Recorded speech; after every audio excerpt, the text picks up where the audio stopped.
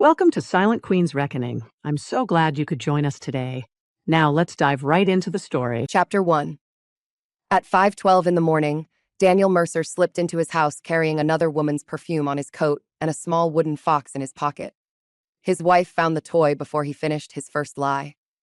Lydia Mercer stood at the kitchen island in a pale gray robe, one hand wrapped around a cup of untouched tea. She had not slept. Daniel had texted shortly after midnight to say an emergency client dinner had turned into an overnight negotiation. He told her the hotel conference room had terrible reception. He told her not to wait. Then he stopped answering. Now dawn pressed a thin blue light against the windows as he entered through the side door, moving with the careful confidence of a man who had rehearsed his excuse in the car. His tie was folded inside his coat pocket. His shirt collar was open. A faint streak of pink glitter clung to one cuff. Daniel smiled when he saw Lydia. "You're awake." It was not concern. It was calculation. Lydia looked at the clock above the stove, then at his face. "The negotiation went well?" "Long, but worth it." He placed his keys on the counter and rolled his shoulders as if exhaustion could make dishonesty respectable. "The Weston account is nearly secured." Lydia knew the Weston executives had flown to Chicago the previous afternoon. She knew because one of them had sent her foundation office a thank you note from the airport. Daniel did not know she knew. He rarely asked what information passed across her desk. In his mind, Lydia spent her days choosing flowers for charity dinners and signing gentle letters to donors.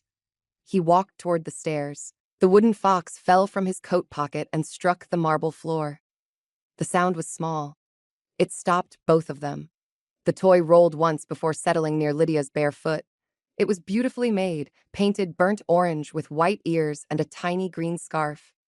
One wheel was scratched. A child's name had been written beneath it in blue marker. Noah. Daniel stared at the fox. For 1 second, his face emptied completely. No charm, no irritation, no ready-made story, just fear. Then he bent too quickly. "A client's kid must have dropped that near my chair." Lydia reached it first. Her fingers closed around the smooth wooden body. She turned it over and saw a small silver mark burned into the base. Haven House, Winter Family Collection. The room seemed to sharpen around her. Only 200 toys from that collection existed. Lydia had commissioned them for children staying at Haven House, the family residence her late mother had created beside St. Anne's Children's Hospital. Each toy was assigned to a specific child and recorded by name. They were never sold. They were never handed out at client dinners. Daniel knew the fox mattered. He did not know how much. Lydia lifted her eyes to him. "Which client has a child named Noah?" His jaw moved before his voice came. "I don't remember. There were a lot of people." "At an overnight negotiation?" "Lydia, it is 5 in the morning." Irritation arrived because fear needed clothing. "Do not interrogate me over a toy." She studied him in the cold dawn light. There was a faint red mark beneath his ear. His hair had been smoothed by someone else's fingers.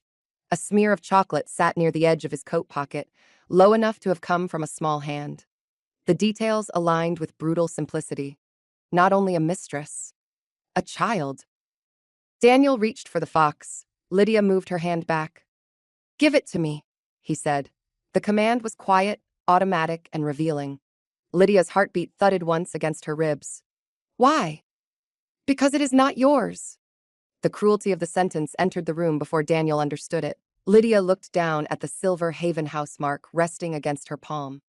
Not hers. The residence had been her mother's final project. Lydia had expanded it, funded it, protected it, and personally approved the winter toys. Yet her husband stood in her kitchen after dawn, smelling of another woman, telling her a piece of her own legacy did not belong to her. Something inside, Lydia became very still. She did not throw the toy at him. She did not cry. She did not demand a name. Daniel had spent 11 years relying on her dislike of scenes. He called her composed when other people were listening and cold when her composure denied him control. He believed quiet women could be injured indefinitely as long as no one forced them to name the wound. Lydia placed the fox on the island between them. "Go shower," she said. Daniel blinked. He had expected a fight he could dismiss or tears he could manage. Her calm made him uneasy. "You're being strange. You came home at dawn with a child's toy in your pocket. I explained it. You spoke. That is not the same thing." His face hardened. He looked toward the stairs, then back at the fox. I need sleep. We can discuss your suspicions later. He walked away without the toy. Lydia listened to his steps climb to the second floor. A bedroom door closed. Water began running through the pipes. Only then did she sit. Her hands had started trembling. She placed them flat against the cool marble and breathed until the tremor passed. The fox stared back at her with painted black eyes, cheerful and innocent, a child's object stranded in the wreckage of adult lies. Lydia picked up her phone and photographed the toy from every side. Then she opened the secure Haven House record system and searched one name: Noah. 3 children appeared. 2 had received blue bears.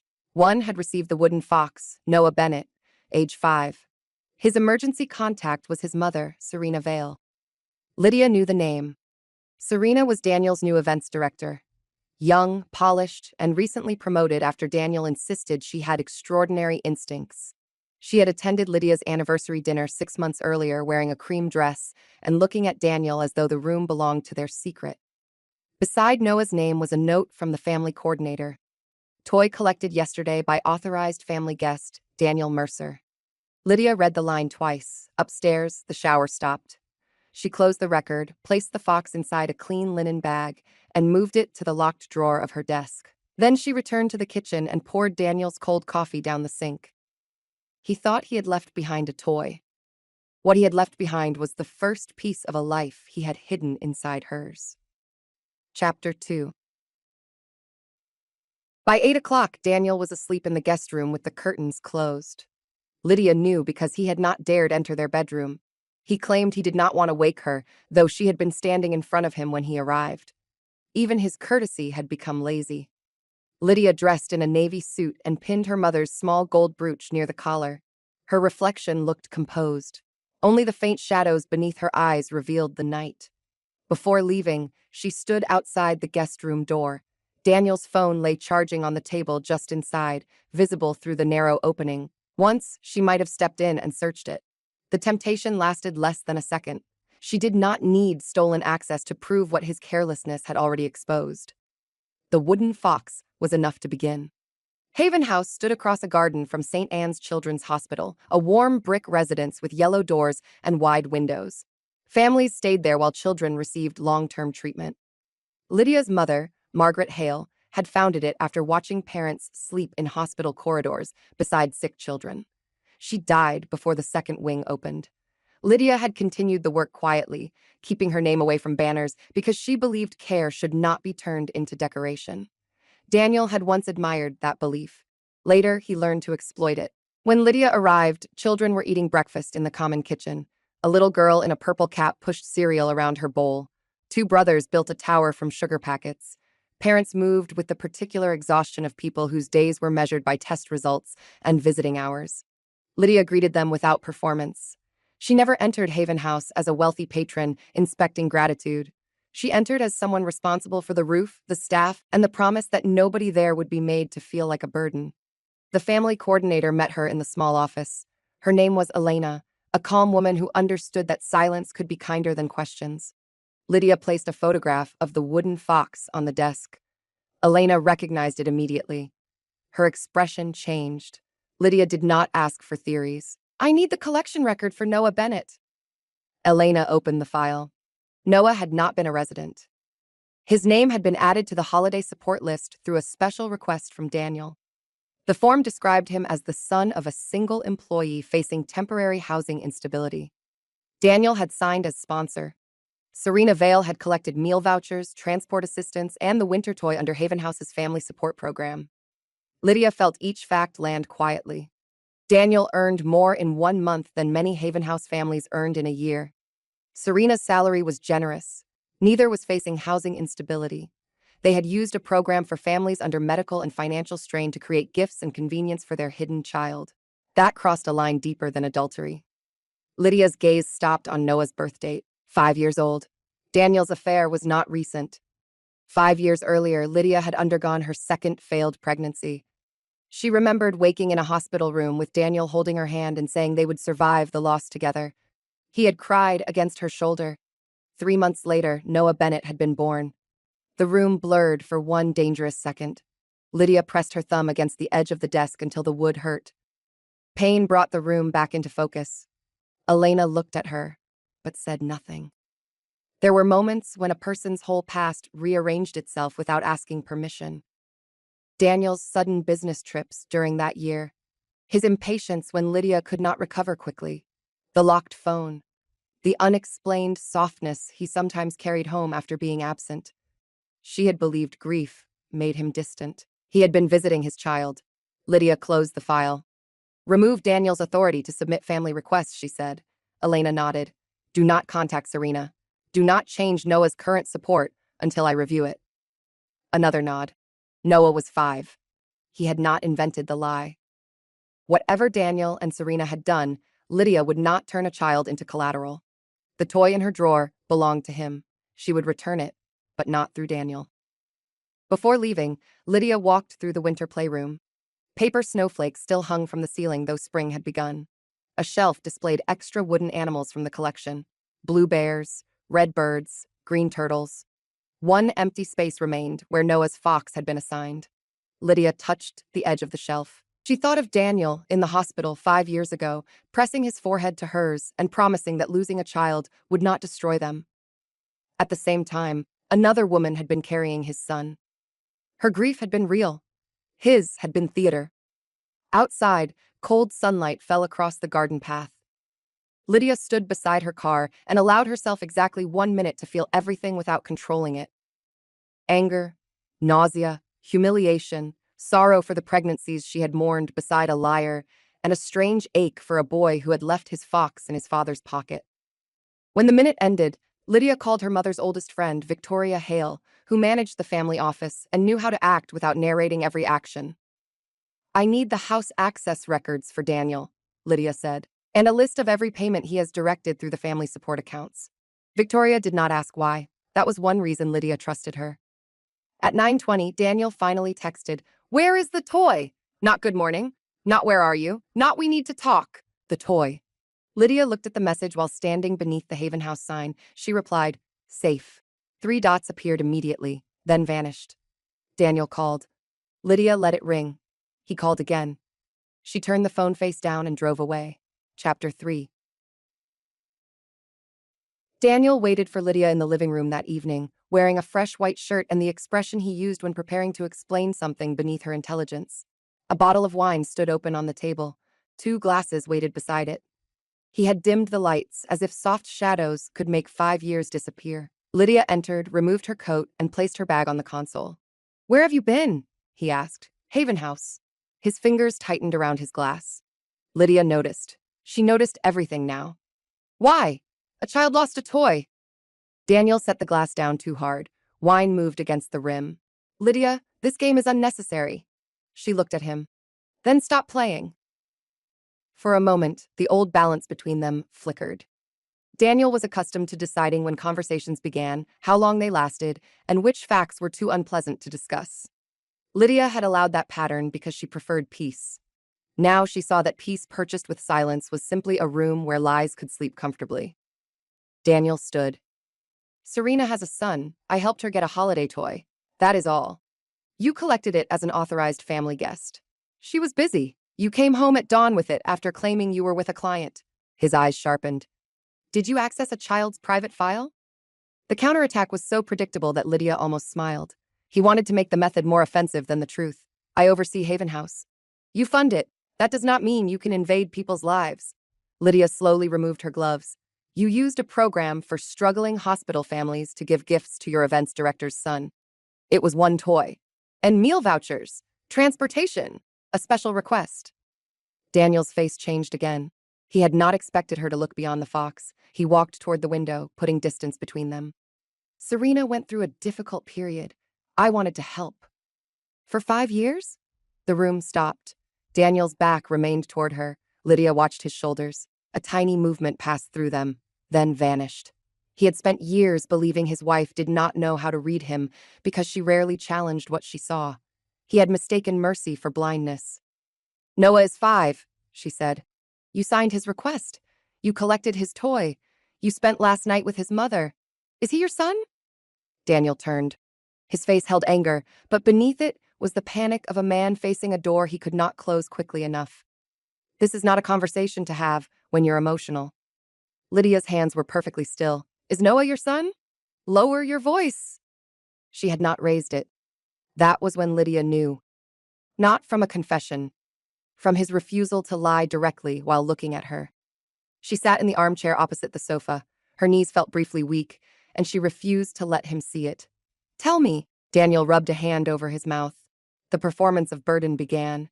He looked exhausted, trapped by circumstances, almost noble in suffering. It happened during a terrible time, he said. We had lost the baby. You shut me out. The sentence entered Lydia like ice. He had prepared this story. Perhaps he had told it to Serena. Perhaps he had told it to himself until betrayal became a response to Lydia's grief.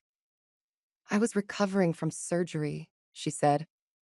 I know. I was grieving. So was I. And you slept with Serena. Daniel looked away. Once. Lydia thought of the 7 nights he had claimed emergency work, the toy, the child, the kiss-shaped mark beneath his ear. Do not insult both of us with a smaller lie. His jaw tightened. At last, he exhaled. Noah is my son. The room did not break. No glass shattered. No wall opened. The clock continued ticking with obscene normality. Lydia looked at the man she had married. 5 years of birthday mornings, 5 Christmas dinners, 5 anniversaries.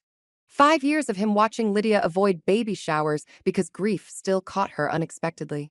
5 years of him telling her they had enough with each other while privately raising a son with another woman. How long has Serena known you were staying married? Lydia asked. She understands the situation. What situation? Our lives are complicated. No. Your lies are crowded. Daniel's expression hardened. He disliked language he could not bend. I have responsibilities to Noah, he said. I will not apologize for loving my child. There it was, the shield. Lydia felt a wave of fury so clean it steadied her. No one asked you to apologize for loving a child. You will answer for using him to hide what you did. You would never have accepted him. You never gave me the truth to accept. Daniel began pacing. Serena did not want scandal. I did not want to destroy you after everything you had been through. Lydia stared at him. He had converted 5 years of deception into protection. He had let her mourn imagined infertility beside him while presenting secrecy as kindness. You did not protect me, she said. You protected the version of yourself I was useful to. He stopped pacing. What do you want? He asked. The question came too soon. He wanted terms before consequence, a list he could negotiate. Lydia stood. Your keys. His eyebrows lifted. What? The house keys, the Haven House access card, the family event pass. Lydia, don't be absurd. Put them on the table. He laughed once, but there was no confidence in it. This is my home. The house belonged to my mother, you know that. We are married. For now. The words struck him visibly. Daniel looked at her as if she had violated an agreement. Not the marriage agreement. The hidden one where Lydia absorbed the injury and he decided the repair. You cannot throw me out because you found a toy. Lydia met his eyes. The toy did not betray me. You did. He did not hand over the keys. So Lydia walked to the wall panel and disabled them herself. The small green light beside his entry code turned red. Daniel stared at it. The first visible piece of his borrowed life had just stopped recognizing him. Chapter 4. Daniel left the house with 1 overnight bag and enough anger to keep him warm. He did not believe the separation was real. Lydia could see that in the way he packed only 2 shirts, in the way he left his watch collection upstairs, in the way he said they would speak after she calmed down. She did not correct him. People who have ignored reality for years rarely accept it because someone explains more clearly. After the door closed, Lydia stood in the foyer beneath her mother's portrait. Margaret Hale looked down from the wall in a pearl gray dress, one hand resting on the back of a chair, her expression calm without being soft. Lydia had spent much of her life trying to inherit that composure. She had not understood until now that her mother's calm came from knowing exactly where her boundaries stood. Lydia looked at the empty hook where Daniel's keys had hung. Then she went upstairs and opened the safe. Inside were the documents Daniel had always called boring. The house deed, the foundation controls, the shares in Mercer Family Events that Lydia's mother had purchased when Daniel's company nearly failed 8 years earlier. Daniel believed a private investor had rescued him. Lydia had allowed the investment to remain unnamed because he was ashamed of needing her family. That shame had not made him humble. It had made him resentful. Daniel's company now organized luxury family celebrations, corporate retreats, and children's charity galas. Its proudest upcoming event was the Bright Tomorrow Festival, a public fundraiser at the Hale Grand Pavilion. Daniel had spent months describing the festival as his legacy project. Serena managed the guest experience. Noah was scheduled to appear in a promotional family segment. Lydia found that last fact in the event plan. Her breath stopped. The festival was 10 days away. Daniel had arranged for Serena and Noah to stand beside him on stage during the closing presentation. The event plan describes Serena as a courageous single mother and Noah as a child supported by the Haven House community. Daniel would announce a new company commitment to vulnerable families while hiding that Noah was his son and that the family was neither unsupported nor eligible. He intended to use his secret child as a symbol in Lydia's mother's pavilion under a program funded by Lydia's foundation. The arrogance was almost beautiful in its completeness. Lydia sat at her desk and continued reading. Serena had selected a private family suite backstage. Daniel had approved matching outfits. A photographer had been instructed to capture warm, candid images. There was even a proposed social caption about unexpected families finding support. Unexpected families. Lydia closed the folder. The pain in her chest had changed shape. It was no longer only marital.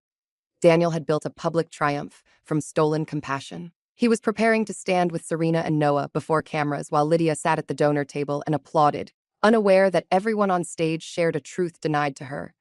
He had planned her humiliation in advance. Her phone rang. Serena Vale. Lydia let it ring twice before answering. Serena's voice was controlled, but fear moved beneath it. Daniel said you found Noah's toy. No greeting, no apology.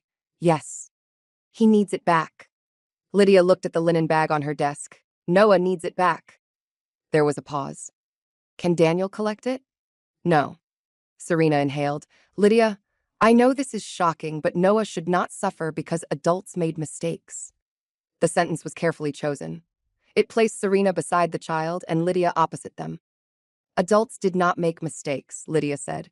2 adults made decisions for 5 years. Serena's composure thinned. You don't know what Daniel told me. Then tell me. Silence. Lydia waited. At last, Serena said, he said your marriage ended emotionally years ago.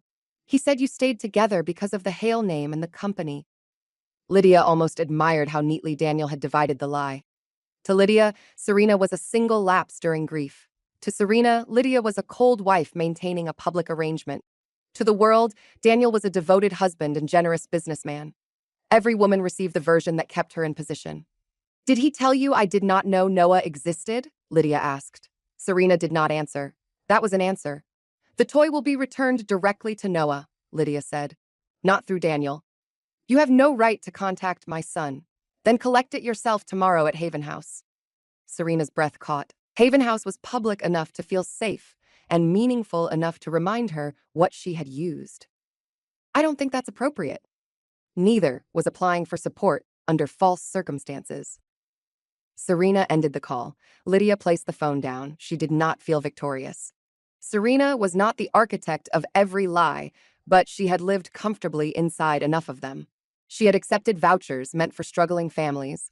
She had planned to stand on stage as a symbol of hardship while sleeping with the married event chairman. Whatever Daniel promised her, she knew the source of the resources she used. The next morning, Lydia carried the fox back to Haven House. Noah arrived with Serena at 10:15. He was smaller than Lydia expected. Dark hair fell over his forehead. He wore a green jacket and held Serena's hand with sleepy trust. When he saw the fox on the office table, his whole face opened. Finn! The name struck Lydia unexpectedly. The toy was not evidence to him. It was Finn. Noah ran forward and picked it up, checking the scratched wheel with serious concern. Then he hugged it against his chest. Lydia looked at his face and saw Daniel around the eyes. The resemblance hurt, but the child did not. Noah thanked her because Serena prompted him with a touch on his shoulder. Lydia smiled gently.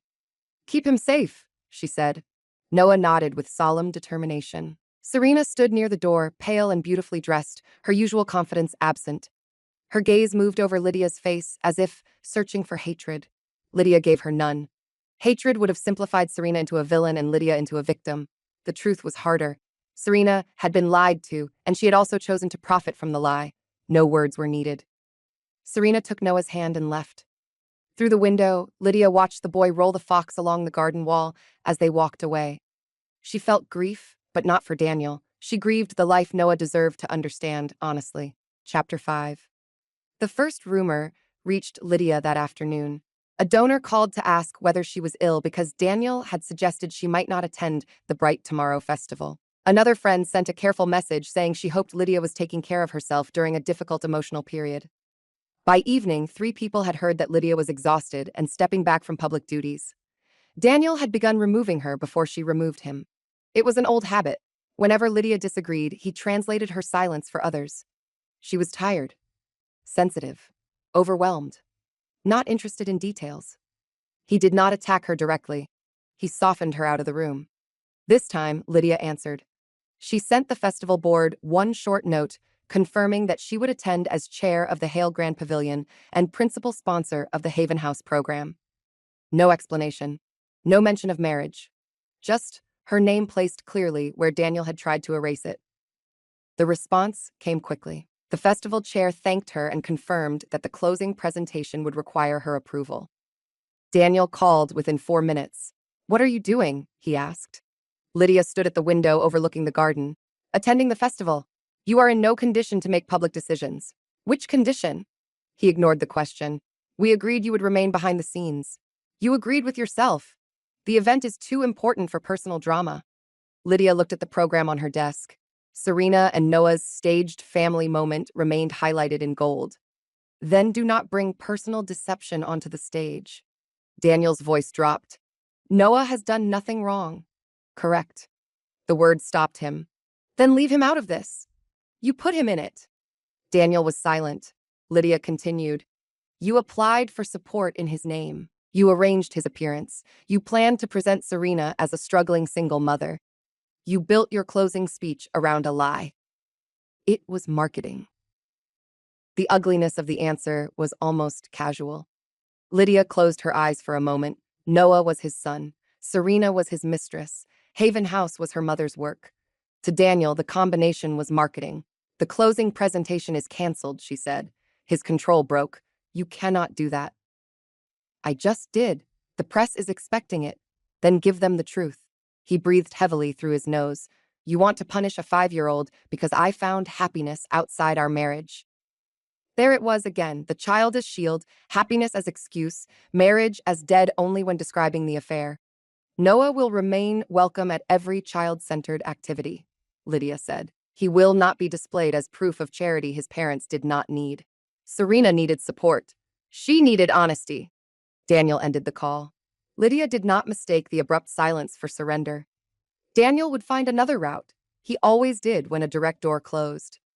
That route appeared the next morning when a glossy entertainment site published a short item about the festival. The article praised Daniel's leadership and described Serena as a devoted single mother, helping shape the event's family message. Lydia's name appeared once, near the bottom, as Daniel's reclusive wife and a longtime donor. Reclusive. The word almost made her laugh. She attended hospital meetings, foundation reviews, family breakfasts, construction visits, and staff sessions every week. She simply did not pose for entertainment sites. Daniel had turned lack of self-promotion into absence, then absence into weakness. Lydia forwarded the article to the festival media team with 2 corrections. She was chair of the pavilion, not merely a donor.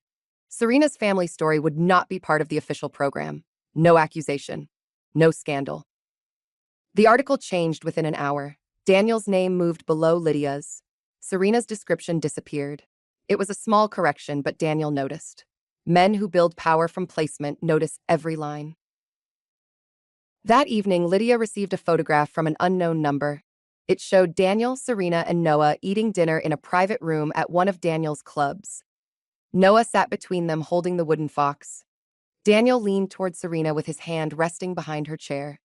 They looked like a family. The message beneath it read, "He says the festival will show everyone who belongs beside him." Lydia stared at the image. It might have come from Serena. It might have come from a server. It might have been sent by someone Daniel had offended. The source mattered less than the intention behind Daniel's words. He planned to make the festival a choice: wife or mistress, hidden child or public marriage. His new family against the woman whose name had funded the stage. Lydia saved the photograph. Then she removed Daniel from the festival's opening remarks. The next morning, his portrait disappeared from the main program. Chapter 6. Daniel came to the Hale Grand Pavilion 2 days before the festival and discovered that his office key no longer worked. The building rose beside the river in white stone and glass, designed by Lydia's mother as a public venue for charity events, concerts, and family programs. Daniel had used it for years as the backdrop to his success. He gave interviews on its terrace, he hosted clients in its private rooms, he called it our pavilion when cameras were present, and Lydia's family place when bills arrived. Now the security panel flashed red beneath his hand. Lydia watched through the second-floor window as he tried the key twice, then looked around to see who had noticed. A security officer approached. No argument followed. The officer simply directed him to the public entrance. Daniel entered the planning room 7 minutes later, face flushed beneath a controlled smile. Staff members bent over seating charts and stage plans. Lydia stood at the far table, reviewing the children's activity area. "My access was disabled," he said. She did not look up immediately. "Yes. In front of staff." The door was in front of staff. His mouth tightened. The room had gone quiet without appearing to. People continued moving papers, but every ear listened. Lydia did not enjoy their attention. She accepted its usefulness. Daniel lowered his voice. "We need to speak privately." "No." He glanced around. "Lydia," she finally looked at him. "Anything about the festival can be said here." The public limit unsettled him. Private rooms were where Daniel rearranged facts. In a room with witnesses, he had to choose his words carefully. "You removed my speech. The program changed. You removed Serena's segment." It was false. His face hardened. "You are letting jealousy damage a charity event." Several staff members looked down. The accusation hung in the room, polished enough to sound reasonable if no one knew the facts. Lydia placed the program on the table. "The children's program is fully funded. The family grants are protected. The hospital presentation remains unchanged. Only your personal performance was removed." Daniel stared at her. That was the difference he could not hide. The event remained whole without him. His threat had always been that Lydia's resistance would destroy something valuable. She had made sure value was protected first. Noah was excited, he said. The use of the child's disappointment was deliberate. Lydia's voice softened, but not toward Daniel. "Noah will receive a private tour, activity access, and every gift promised to the children. He will not be placed under cameras to support your lie." Daniel stepped closer. "He is my son." The room stopped. He realized too late what he had said. One assistant's hand froze above a stack of programs. A stage manager looked toward Lydia, then away. Daniel's face changed as he understood that the secret had entered a room he did not control. Lydia held his gaze. Yes. No drama. No gasp. The single word confirmed what his anger had exposed. Daniel looked around. Everyone out. No one moved. The pavilion director turned to Lydia. She shook her head. "Continue working." Papers began moving again. Chairs scraped softly. The room obeyed her, not him. Daniel's humiliation darkened into rage. "You planned this. You spoke." He leaned close enough that she smelled mint and coffee. "If this becomes public, the festival will be buried under scandal. Then leave quietly." "You think you can replace me?" Lydia looked around the planning room at the people doing the actual work. "The event already has." His eyes flashed. For 1 second, Lydia thought he might grab her arm. His hand moved, then stopped when he noticed the security officer near the door. The officer said nothing. He did not need to. Daniel stepped back. "Serena and Noah are coming," he said. "Noah is welcome." "Serena?" As his mother. The distinction stripped away the title Serena wanted and the role Daniel had promised. No honored director beside him. No courageous single mother centerpiece. Just a parent accompanying a child to a family event. Daniel laughed without humor. "You cannot stand seeing me happy." Lydia felt the last fragile memory of their marriage settle into ash. "Happiness that requires another person's ignorance is not happiness," she said. "It is theft with good lighting." Daniel left through the public entrance. Everyone in the planning room watched him go. No one asked Lydia a question.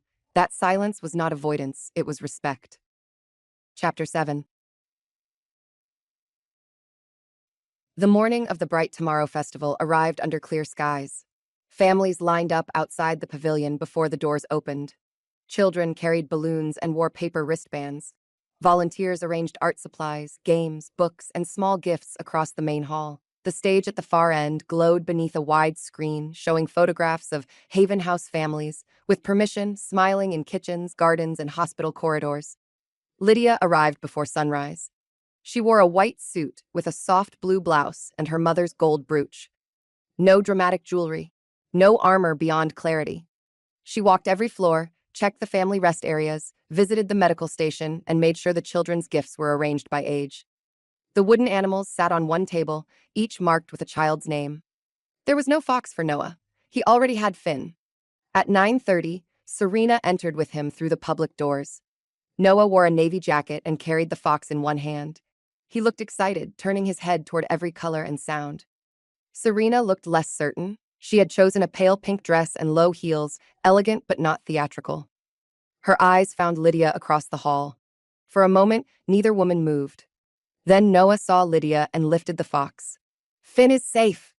His voice carried farther than he intended. Several people smiled. Lydia walked toward him. "I can see that." Noah showed her the repaired wheel. Daniel had fixed it, or perhaps Serena had. The child explained the repair with great seriousness. Lydia listened. She did not punish him with distance because his father had used him badly. Serena watched Lydia's face. "Thank you for letting him come," she said. It was the first honest gratitude Lydia had heard from her. He was always welcome. The unspoken rest remained between them. You were the uncertainty. Your choices were the uncertainty. Daniel arrived 20 minutes later. He wore a navy suit and the public smile he had practiced for years. Although removed from the official program, he moved through the entrance as if cameras might still return him to center stage. He greeted donors, touched shoulders, laughed at small remarks, and slowly worked his way towards Serena and Noah. When Noah saw him, he ran forward. "Daddy!" The word rang through the pavilion. Daniel stopped. Several nearby guests turned. Noah reached him and wrapped both arms around his legs. The wooden fox bumped against Daniel's knee. Daniel's smile froze in place. He looked at Serena first, then Lydia, then the cluster of guests who had heard. For 5 years, he had controlled when Noah could call him father and where, in private rooms, in cars, in apartments, in photographs never posted. But children do not understand public relations. Noah saw his father and named him. Lydia did not move. She did not need to reveal anything. Truth had run across the floor in small shoes. Daniel bent and placed one hand on Noah's shoulder. "Hey, buddy." The response was weak enough to confirm more than denial would have. Serena's face went pale. She looked toward the cameras near the stage.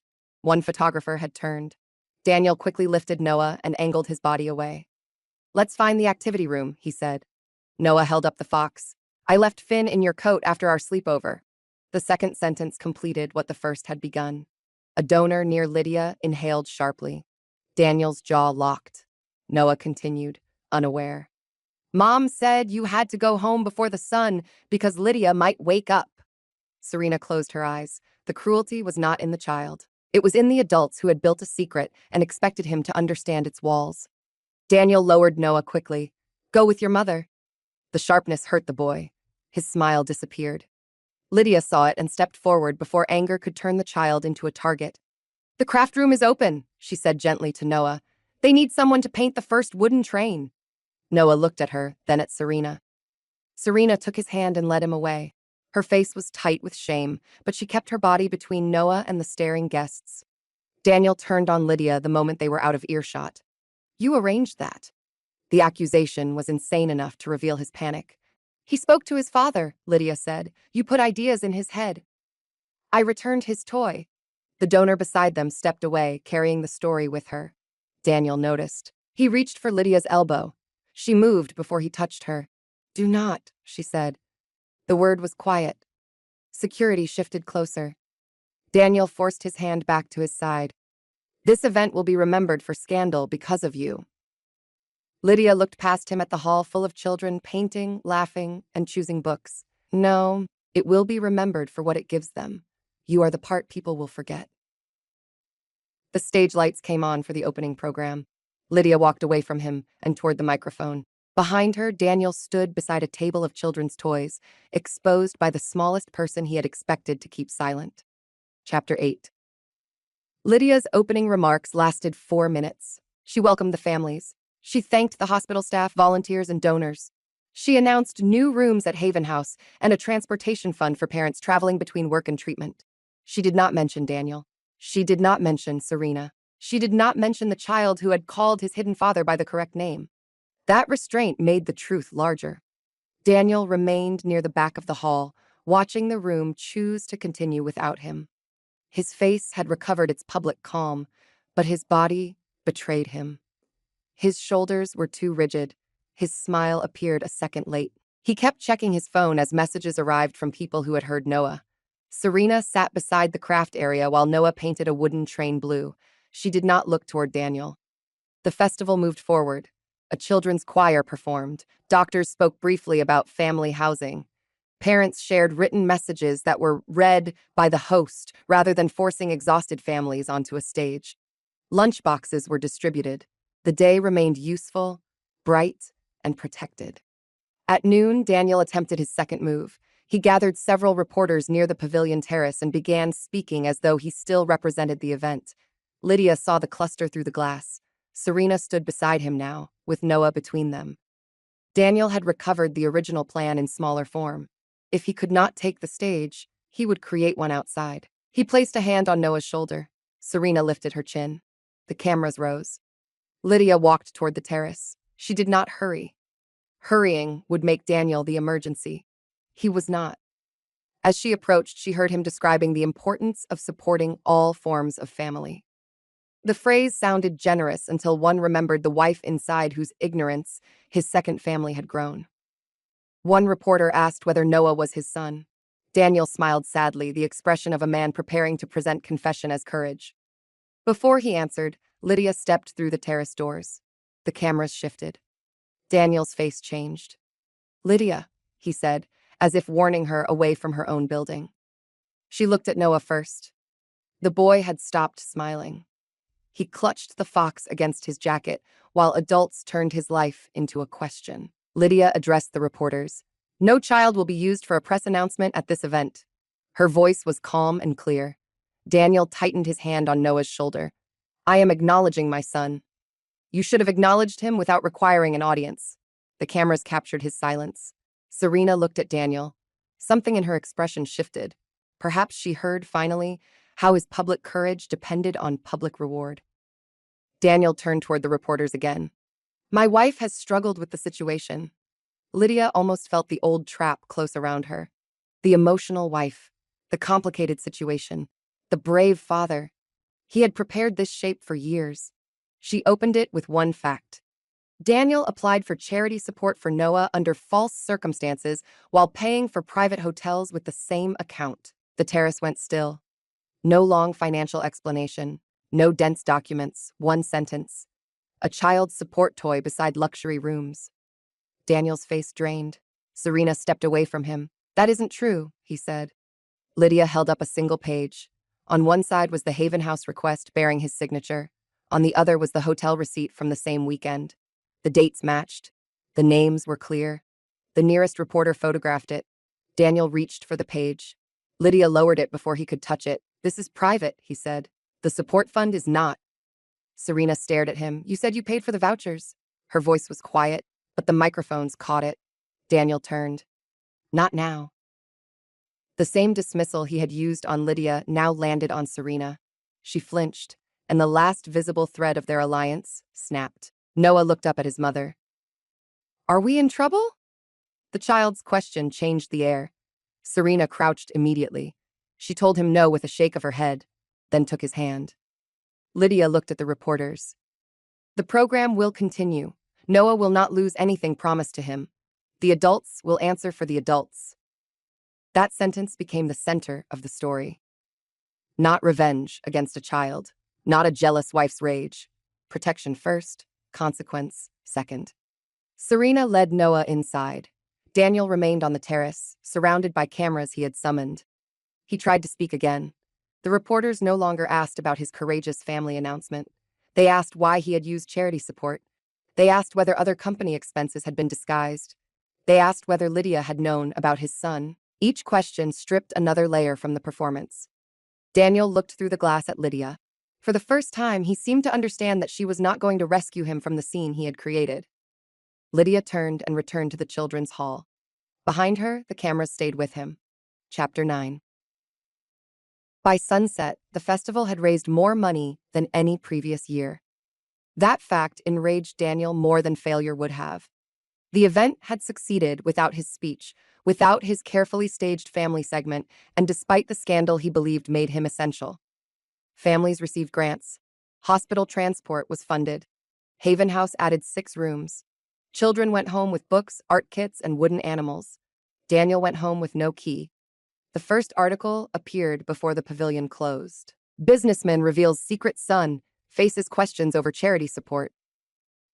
Another focused on Lydia's statement that adults would answer for adults. A short video of Noah calling Daniel Daddy spread quickly, but Lydia's team requested that outlets blur the child and remove his name. Most complied. She would not let the internet turn a 5-year-old into permanent evidence. The image that lasted was not Noah. It was Daniel on the terrace holding his hand out toward a page he could not seize, while Lydia stood calm beneath the pavilion windows. Serena did not leave with him. She waited until the crowd thinned, then approached Lydia near the family exit. Noah had fallen asleep against her shoulder, one arm hanging loose, the fox still held in his hand. Serena looked exhausted. Her perfect makeup had faded beneath her eyes. "I didn't know he used the fund," she said. Lydia believed that part. Serena had known the marriage existed. She had known Lydia did not know about Noah. She had accepted Daniel's private gifts and public silence. But her shock on the terrace had been real. "You signed the support form," Lydia said. Serena looked down. "He said it was an employee benefit. Did you read it?" No answer. Lydia did not need one. Serena shifted Noah's weight carefully. "He told me the festival was where he would finally tell everyone. He said after that, he would leave you. He was already out of the house." Serena's eyes lifted sharply. Daniel had not told her. The realization moved across her face slowly. He had come to Serena after Lydia removed him, but he had presented the move as his decision. He had used one woman's boundary as proof of commitment to another. "He said he chose us," Serena whispered. Lydia looked at the sleeping child between them. "Daniel chooses the version that protects Daniel." Serena closed her eyes. For a second, Lydia saw the temptation to comfort her. It came from habit, not affection. Lydia had spent years making painful rooms easier for everyone else. She let the temptation pass. "Take Noah home," she said. "Keep him away from cameras." Serena nodded. Before leaving, she looked at Lydia's brooch. "Was Haven House your mother's?" "Yes." Shame entered Serena's face more deeply than before. She glanced at the toy in Noah's hand. "I am sorry." Lydia did not ask which part: the lie, the husband, the support form, the staged festival plan, the years of letting another woman grieve in ignorance, an apology that broad could easily become meaningless. "Be honest with your son," Lydia said. Serena left without asking for forgiveness. That night, Lydia returned to the house alone. The rooms were dark. She turned on one lamp in the living room and sat beneath her mother's portrait. Her phone contained hundreds of messages: support, gossip, questions, outrage, requests for comment. She read none of them. The quiet after public conflict can feel like a fall. During the day, action carries the body. At night, grief arrives to collect what adrenaline borrowed. Lydia removed her shoes and curled her feet beneath her in the armchair. She thought of Noah asleep on Serena's shoulder. She thought of her own pregnancies, the empty nursery she had closed 5 years ago, Daniel telling her there would be other kinds of happiness. He had already known one. He had simply decided she was not entitled to the truth. At last, Lydia cried. Not loudly, not beautifully. She pressed both hands over her face and let the tears come until breathing hurt. She cried for the children she had lost, for the marriage she had mistaken for shelter, for the mother she wanted beside her, for the boy who would one day learn his father had hidden him and then displayed him when useful. No cameras saw. No one won. The tears belonged to Lydia, which meant they were not defeat. When they stopped, she washed her face and opened the bedroom windows. Cold evening air moved through the curtains. She removed Daniel's photograph from the bedside table and placed it face down in a drawer. Then she slept in the center of the bed. Chapter 10. Daniel's company called an emergency meeting the next morning. Lydia did not attend in person. She joined by video from her home office, seated beneath a plain wall with no visible sign of the house Daniel had lost. The board members appeared in small squares across the screen. Daniel sat at the conference table, pale and furious, with no one beside him. The questions were simple. Had charity resources been used for personal purposes? Had company staff been instructed to describe Serena falsely? Had festival funds paid for private hotel rooms? Had Daniel concealed a conflict involving the event director? Daniel answered each question with long explanations. Grief, complexity, miscommunication, administrative errors, a private family matter. The words multiplied because the facts were too small and clear. Lydia spoke only once. Protect the employees and the festival partners. Remove Daniel from decisions involving Haven House. That was all. She did not demand that the company close. Hundreds of people worked there. Assistants, drivers, event crews, caterers, designers, cleaners, and coordinators had not created Daniel's secret. Lydia would not burn their jobs to warm her anger. The board placed Daniel on leave. His face did not move at first. Then he looked toward Lydia's square on the screen. You planned this for years, he said. The accusation was almost desperate. Lydia looked at him. You did. The meeting ended. Within an hour, Daniel's photograph disappeared from the company homepage. Serena's staff profile disappeared too, though she had already submitted her resignation. The Bright Tomorrow Festival posted a thank you message centered on families and volunteers. No mention of Daniel. The world did not collapse. It simply stopped, placing him at the center. That afternoon, Daniel arrived at the house with a key he knew no longer worked. He stood on the front step, pressing the bell, while rain darkened his coat. Lydia watched through the security screen. Open the door, he said. His face looked older than it had 3 days earlier. Not because consequence had aged him, but because admiration had stopped smoothing the lines. Lydia pressed the intercom. You can collect your belongings Friday. I need to speak to my wife. You needed to speak to her 5 years ago. He closed his eyes briefly. I made terrible choices. It was the first sentence that resembled truth. Then he ruined it. But you humiliated me in front of everyone. Lydia looked at the screen, at the rain running down his face like borrowed tears. Noah spoke. The records existed. You called the reporters. You could have protected me. There it was. The real wound. Not losing Lydia. Losing her protection. I protected you for 11 years, she said. You used the time to become worse. Daniel leaned closer to the camera. Serena is leaving. She says she cannot trust me. The absurdity nearly emptied Lydia of anger. He had come to his wife because his mistress no longer trusted him. That is not my emergency. Noah needs stability. Then become stable. He struck the door with the flat of his hand. Not hard enough to damage it. Hard enough to reveal himself. Lydia stepped back from the screen. Security arrived from the gatehouse without words. Daniel looked at the two officers, then at the closed door. His shoulders dropped. Before he left, he placed something on the step. A small blue baby blanket. Lydia recognized it immediately. It had been stored in the nursery after her second pregnancy loss. Daniel must have taken it years ago. Her breath caught. On the corner, stitched in white thread, was the name Noah. Daniel had given her unborn child's blanket to his son with Serena. The cruelty was so intimate that for a moment Lydia could not move. Then understanding followed. He had not brought the blanket as an apology. He had brought it because Serena returned it after leaving him. He wanted Lydia to see shared grief, to understand that he had transferred hope from one child to another. He wanted the object to make his betrayal look human. Instead, it revealed another theft. Lydia waited until he was gone. Then she opened the door and lifted the blanket from the wet step. The fabric smelled faintly of rain and storage. She did not destroy it. She washed it carefully and placed it in a clean box. Noah had used it. That made it part of his childhood now, no matter where it began. Lydia would return it to him through Serena. Daniel would not turn another child's object into a weapon. Chapter 11. Serena came to collect the blanket 2 days later. She arrived alone. Noah was with her sister, away from the cameras that still waited outside her apartment. Serena wore jeans, a dark coat, and no makeup. Without the polished surface, she looked younger and more tired. Lydia met her in the garden room rather than the main living room. The blanket lay folded inside the box on the table. Serena stopped when she saw it. "He gave that to Noah when he was born," she said.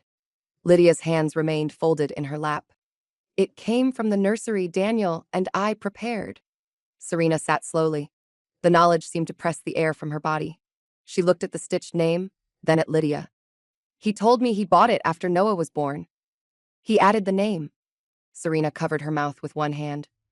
For a while, neither woman spoke. The room held two different griefs, connected by one man's decisions. Lydia did not pretend they were equal. Serena had known she was sleeping with a married man. She had accepted secrecy and resources. But she had not known the blanket came from a dead dream, just as Lydia had not known Daniel used their grief to begin another family. Serena lowered her hand. "I met him at a conference 6 years ago. He said you had not touched him in months. He said you cared more about the foundation than the marriage." Lydia looked toward the garden doors. "I was pregnant." Serena's face went blank. "Then I lost the baby," Lydia continued. "He told me he was grieving too." Serena began to cry silently. Lydia felt no satisfaction. "I didn't know," Serena said. "You knew enough to stay hidden." The sentence landed without cruelty because it did not need any. Serena wiped her face. Yes. Honesty, again. Late, incomplete, but real. She looked at the blanket. "Noah loves it. He still asks for it when he is sick." "Take it." Serena's head lifted. "But it was yours. It was meant to comfort a child." That was the final difference between Lydia and Daniel. He used objects to claim, hide, and wound. Lydia could let an object fulfill its gentler purpose without pretending the history did not matter. Serena touched the box but did not lift it yet. "Daniel says you are trying to take the company, the house, everything. The house was mine. The company was rescued by my family's investment. Haven House belongs to its mission. Daniel is losing access, not ownership." The distinction seemed to settle something in Serena. "He promised me the pavilion apartment," she said. Lydia almost laughed, but the sound would have been too sharp. "There was no pavilion apartment. There was a family suite used by visiting hospital guests. Daniel had promised Serena another room he did not own." "It is not his," Lydia said. Serena closed her eyes. How many pieces of Lydia's life had Daniel offered another woman as proof of love? A blanket, a suite, a festival stage, charity support, access. Each gift had cost him nothing because he believed Lydia would keep paying. "What will happen to Noah?" Serena asked. "That is your responsibility and Daniel's." Serena nodded. "Haven House will not punish him," Lydia added. "But future support must be truthful." Serena looked at her for a long time. "Why are you helping him?" Lydia's gaze moved to the blanket. "I am not helping Daniel." The answer needed no expansion. Serena lifted the box and stood. At the door, she paused. "I thought if he chose me publicly, it would prove I was worth more than you." Lydia felt the sadness of the sentence, not for herself, but for the emptiness required to measure worth that way. A man who needs one woman to feel smaller before another can feel chosen has nothing valuable to give either of them, she said. Serena lowered her eyes. Then she left with the blanket. That afternoon, Lydia walked through the old nursery for the first time in years. The room had become storage, though the pale green walls remained. Boxes lined one side. A wooden rocking chair sat near the window. Daniel had removed the blanket without her noticing because Lydia had stopped entering the room after grief made every object feel sharp. She opened the curtains. Dust moved in the sunlight. For years, the room had been a sealed place inside the house and inside her. Daniel had entered it, taken what he wanted, and closed the door again. Lydia realized she had allowed the room to remain a monument to absence while he built a secret future elsewhere. She called Haven House. Within a month, the nursery would become a design room for the children's art and toy program. The rocking chair would be restored. The empty shelves would hold paint, paper, books, and unfinished wooden animals. Lydia stood in the center of the room and imagined color returning. Grief did not have to be demolished. It could be given windows. Chapter 12. The formal separation moved quickly because the facts were simple. The house belonged to Lydia. Daniel's personal belongings were documented and collected.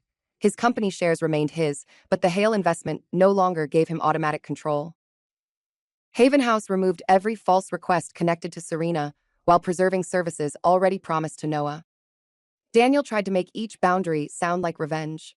He told friends Lydia was freezing him out. He told former colleagues she was using money to punish him. He told Serena Lydia wanted to erase Noah. Each story failed because Lydia kept doing the opposite of what he claimed. She protected employees.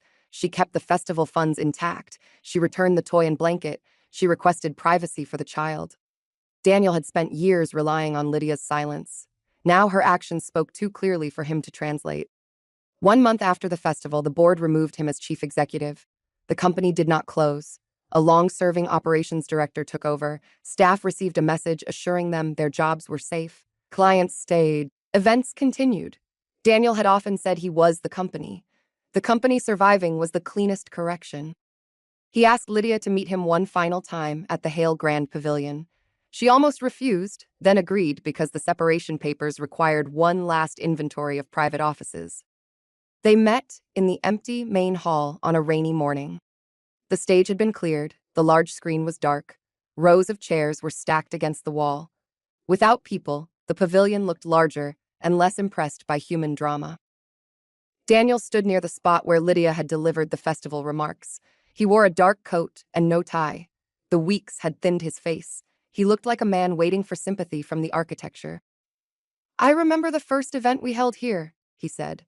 Lydia remembered too. Daniel had been 30, ambitious and charming, holding her hand under the table because he was nervous. She had loved him then. That truth did not disappear because later, truths were uglier. "You believed in me," he continued. "Yes." The answer surprised him. "Do you regret it?" Lydia considered the question. "I regret continuing after belief became evidence against myself." He looked toward the dark screen. "Serena won't let me see Noah alone. That is between you and Serena. He asks why I don't live with them." Lydia felt pain for the child, but she did not accept the burden Daniel offered. "Tell him the truth in a way a 5-year-old can survive." Daniel laughed bitterly. "You make truth sound simple." It was simple at 5:12 in the morning.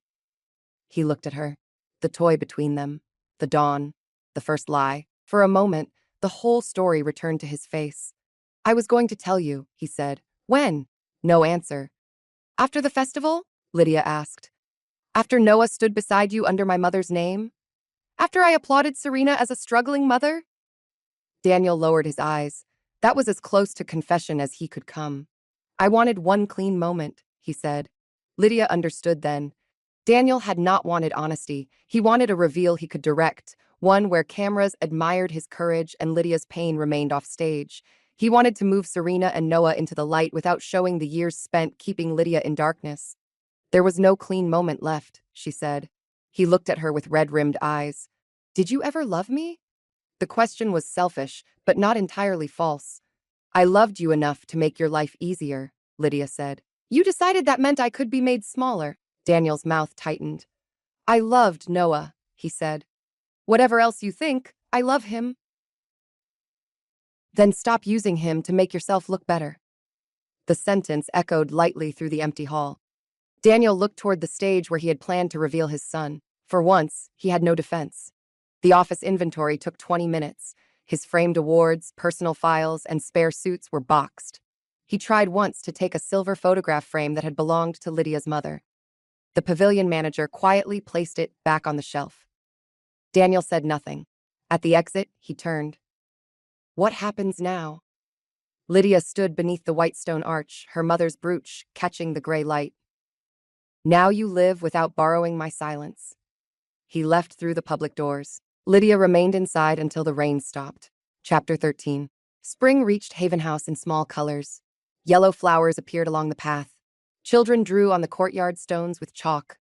The design room in Lydia's former nursery opened with shelves of paint, smooth wooden toys, fabric, and books. The old rocking chair stood near the window, polished but unchanged. Lydia did not name the room after herself. She called it Margaret's Workshop. The first project was a new collection of wooden animals designed with children staying at Haven House. A girl recovering from surgery drew a purple owl. Two brothers designed a green crocodile with mismatched wheels. A quiet boy named Lucas asked for a fox with a blue scarf. Lydia paused when she saw the drawing. Then she smiled. Not every fox belonged to betrayal. Noah visited the workshop with Serena one Saturday. The cameras had moved on by then. Public attention is loud but impatient. Daniel's scandal had become old content, replaced by newer disasters and newer outrage. That was a relief. Noah carried Finn under one arm and the blue blanket folded inside Serena's bag. He ran toward the toy table and immediately began comparing wheels. Lydia watched from the doorway. Serena approached her carefully. She had found a new job with a small community arts program. Her clothes were simpler. Her posture had changed. Less display, more caution. He wanted to show Finn where he came from, Serena said. Lydia nodded. Noah placed the fox on the table beside an unfinished train, then explained to another child that Finn had survived being lost. The children accepted this as a heroic history. Perhaps it was. Daniel was not there. Serena had arranged supervised visits elsewhere. She did not discuss the details, and Lydia did not ask. They stood in silence while Noah painted a second green stripe on the fox's scarf. He remembers the festival, Serena said, not the cameras, the painting room. He remembers you told him he wasn't in trouble. Lydia looked at the child. Adults often underestimate which sentences children carry. Good, she said. Serena's eyes filled briefly. She turned away before the tears fell. Lydia did not comfort her, but neither did she harden herself for pleasure. Consequence had already arrived. Cruelty after consequence would only make Lydia resemble the people who had hurt her. At lunchtime, the children carried their toys into the common kitchen. Noah sat beside Lucas and traded apple slices for crackers. Finn rested between their plates. The toy no longer looked like evidence. It looked exactly what it had always been meant to be, a small companion for a child. That realization released something in Lydia. For months, the wooden fox had symbolized the moment her marriage became visible. But the object had existed before Daniel's lie touched it. It had been designed by an artist, sanded by a carpenter, painted by hand, recorded by a coordinator, and loved by a boy. Daniel had carried it into the wrong house. He had not created its meaning. Lydia could stop giving him that power. Before Noah left, he held Finn up to Lydia. A tiny blue line now crossed the green scarf.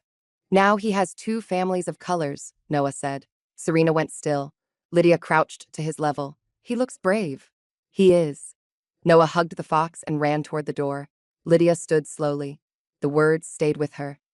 Two families of colors. Children often create simple beauty from truths adults turn into shame. Serena thanked her at the exit. Lydia watched them walk down the garden path. She did not imagine taking Noah's hand.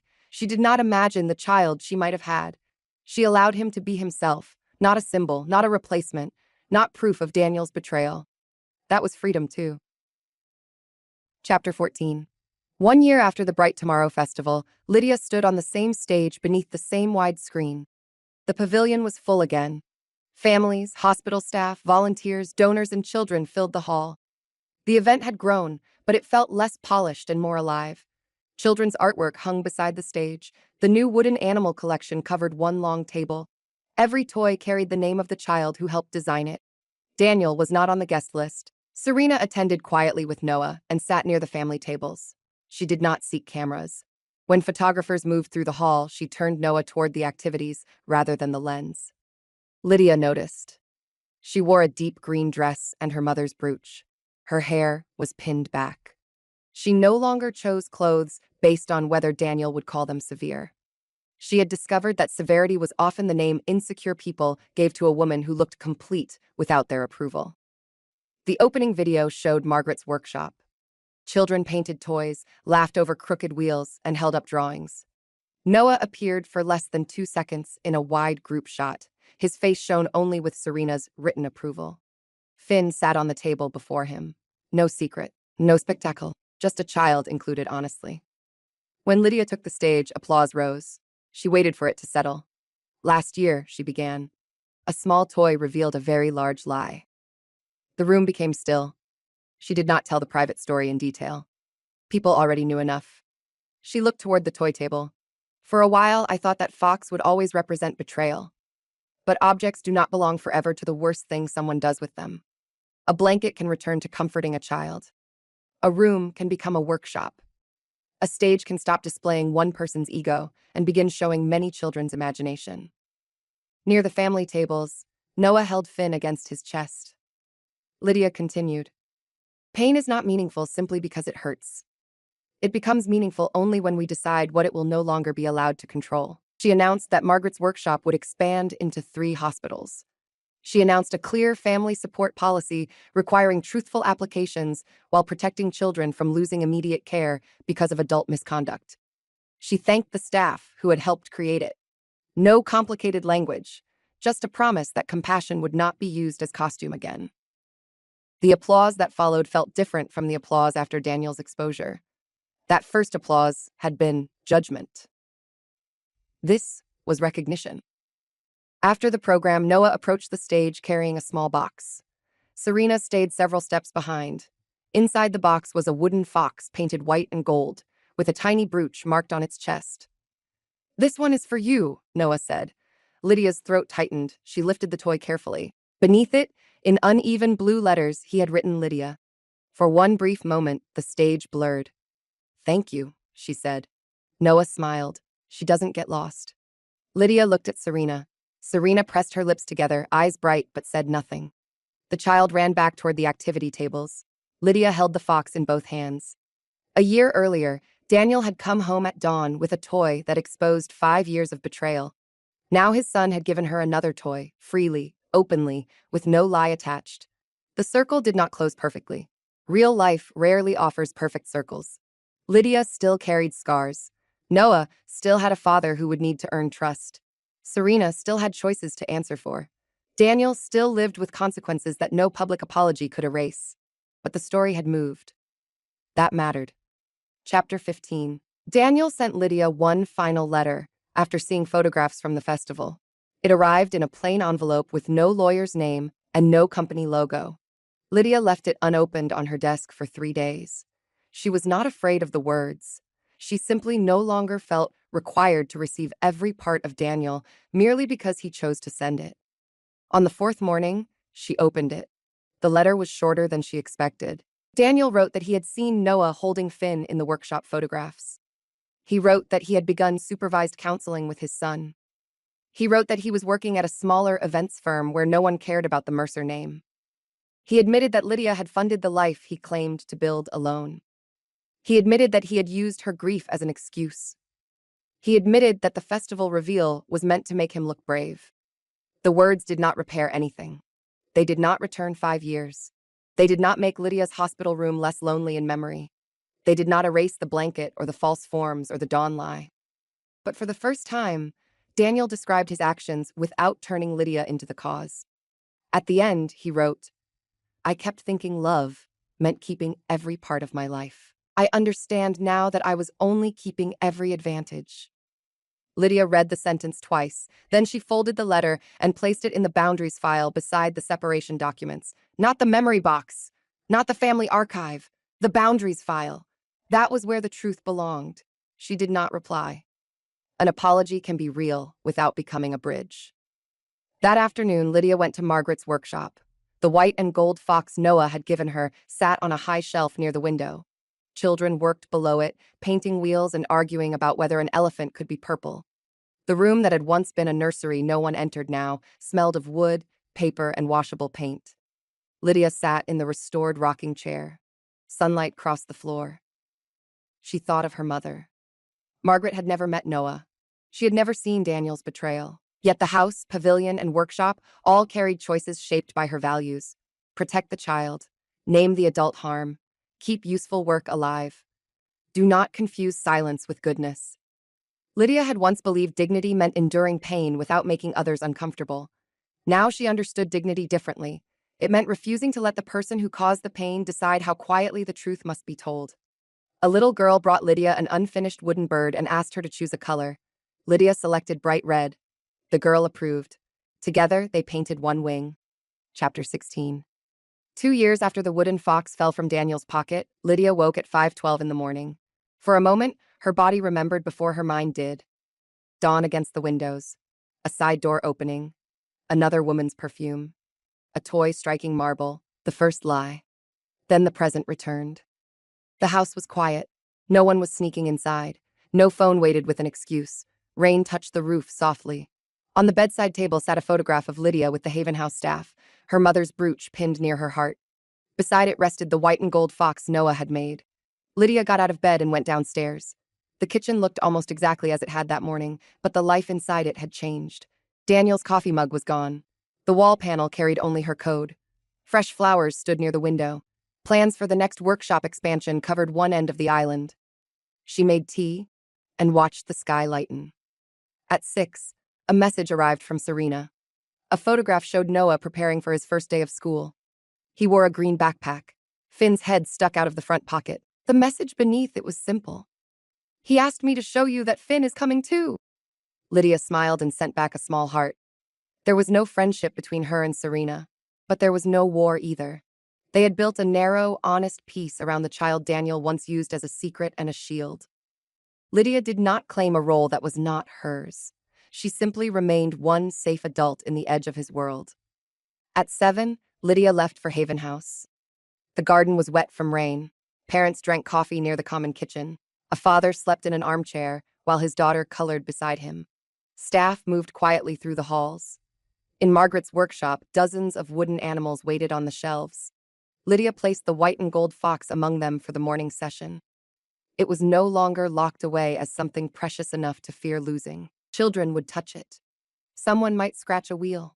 Paint might stain the scarf. That was acceptable. Objects meant to carry comfort should be allowed to live. The first children entered at 8. They chose brushes and colors. A boy reached for Lydia's fox and rolled it across the table. The wheels turned smoothly. Lydia watched it travel from one child's hand to another. 2 years earlier, a toy had exposed the hidden shape of her marriage. She had thought the revelation destroyed her life. In truth, it destroyed the walls Daniel had built around her sight. What remained was painful, but real. A house she owned. Work she valued. Grief that no longer stayed locked in one room. Boundaries that did not require anger to remain valid. Daniel had come home at dawn, believing the night belonged to him. He had not known that one forgotten toy would return every borrowed key, every stolen room, every false story, and every piece of silence to its rightful owner. Lydia looked around Margaret's workshop as morning filled the windows. The greatest revenge was not that Daniel lost his public image.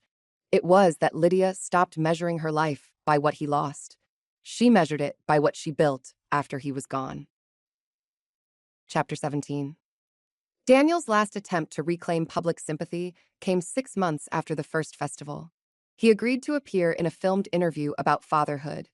The program promoted itself as thoughtful and compassionate, a place where public figures could discuss mistakes without hostile questions. Daniel saw an opportunity. He no longer had the company stage or the pavilion microphone, but he still had a handsome face, a measured voice, and a story he believed could be repaired if he told it slowly enough. The preview appeared online on a Monday morning. Daniel sat in a gray chair beneath warm studio lights. He spoke about discovering late in life that success meant nothing without family.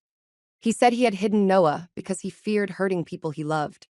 He described himself as a father trying to protect a child from adult conflict. The preview ended with his eyes lowered and his voice breaking at exactly the right moment. Lydia watched it once in her office at Haven House. She felt no shock. Daniel had always been most convincing when he borrowed the language of the people he injured. He had learned Lydia's words about protecting Noah and turned them into evidence of his own tenderness. He had taken the consequence of hiding a child and repackaged it as sacrifice. The interview might have worked if Daniel had left the charity out of it. He did not. In the full program, he claimed he had quietly supported Noah through a family assistance program because public acknowledgement would have exposed the boy to scandal. He described the wooden fox as a gift he arranged for his son during a painful period. He made the false application sound like private generosity. Lydia closed the laptop. She did not call the studio. She did not release a statement about adultery. She asked Haven House to publish its regular annual transparency report 3 days early. The report contained no dramatic accusation. It showed how the family support program worked, who qualified, and why truthful information protected limited resources for sick children and exhausted parents. One anonymized example explained that a high-income applicant had falsely requested support through a connected sponsor. The request had been corrected, the child protected, and the adult access removed. Beside the example was a photograph of the winter toy shelf. The empty space where Finn had once sat was visible. People connected the truth without Lydia naming Daniel. Then Serena acted. She posted one short message from her own account. Daniel did not quietly support Noah through charity. He told me the assistance was an employee benefit. I signed without reading and accept responsibility. Lydia protected Noah after learning the truth. Daniel is rewriting the record. The message was not elegant. That helped. It sounded like a tired woman refusing to carry another polished lie. Within hours, the interview clips changed meaning.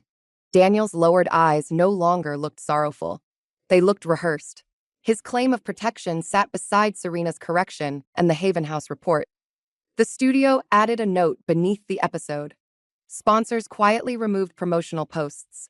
Daniel called Lydia that evening. She almost did not answer, but the workshop was empty and she wanted to know whether one honest sentence had survived inside him. "You coordinated this with Serena," he said. No honest sentence. Lydia sat beside the shelf of wooden animals. "No. The report was designed to make me look like a thief. The report did not use your name. Everyone knows. Yes." The single word silenced him. Daniel breathed heavily. "I was trying to make Noah understand that I wanted him. Then tell Noah, not a camera. You have made it impossible for me to be his father." Lydia looked at the painted foxes and bears waiting for children the next morning. "Being his father is not a public position." He said nothing. "It is showing up when no one applauds," she continued. "It is telling him the truth without making him responsible for your shame. It is returning his toy because it belongs to him, not carrying it into another house while you lie to your wife." Daniel's voice dropped. "Do you enjoy this?" Lydia considered the question. Once, she might have answered defensively. She might have rushed to prove that she was not cruel, not vindictive, not pleased by his fall. Now she understood that Daniel asked the question because he still believed her feelings determined whether his actions were real. "No," she said. "That is why I am done." She ended the call. The interview disappeared from the program's featured page the next morning. Daniel did not become famous again. He became less interesting, which was harder for him. The public had already seen the pattern. A man turned every private responsibility into a stage and blamed the women who refused their assigned roles. Noah did not see the interview. Serena made sure of that. On Saturday, Daniel attended a supervised visit in a small family center with no cameras, no press, and no special entrance. He brought Noah a box of colored pencils instead of an expensive gift. According to Serena's brief message afterward, they drew foxes for an hour. Lydia read the message and felt something loosen. Not forgiveness. Relief that, for 1 hour at least, Daniel had been a father without an audience. Chapter 18. The new child privacy policy began with a sentence Lydia wrote by hand. "No child will be asked to carry an adult's public story." She placed the sentence at the top of the draft and kept the rest simple.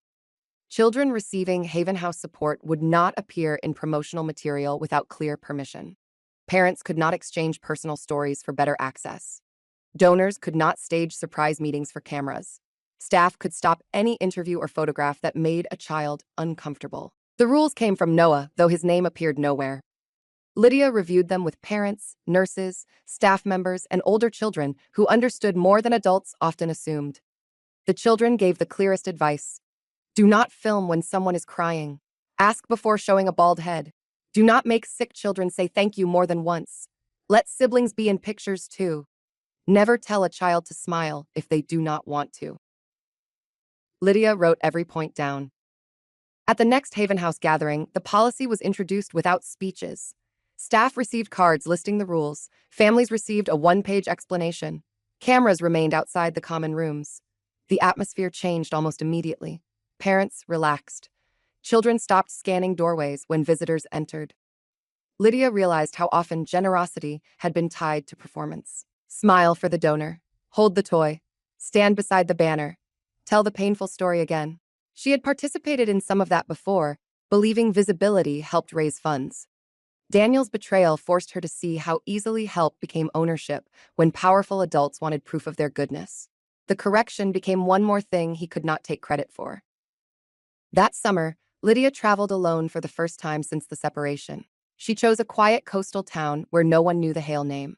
She booked a modest room facing the water, carried her own suitcase, and ate dinner at a table for one without pretending to wait for someone. On the second morning, she walked along the shore before sunrise. The hour reminded her of Daniel coming home at 5:12. For months, Dawn had belonged to that memory. The blue kitchen, his open collar, the fox striking marble, fear on his face. Now Dawn belonged to waves folding over pale sand. Lydia removed her shoes and let cold water touch her ankles. The sky turned pink above the horizon. No one watched. No one needed anything from her. She felt grief, but grief no longer arrived with instructions. It did not tell her to return, forgive, punish, or prove. It simply moved through her and left space behind.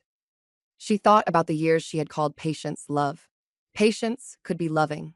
It could also become permission when given to someone who treated every second chance as evidence that consequences were imaginary.